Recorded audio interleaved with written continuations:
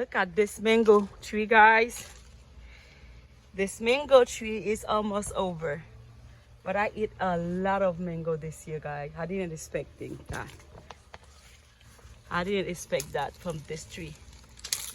So far this year, 2 years straight, she's been giving mangoes non-stop. I am so proud of that Aiden mango.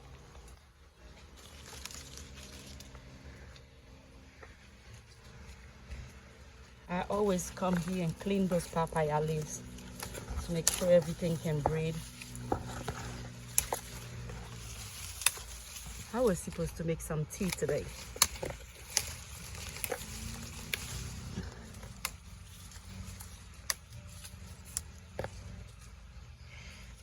You have to let stuff to be.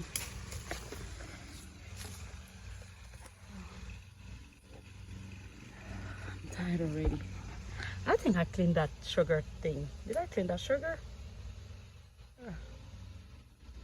The sugar need to be clean, guys.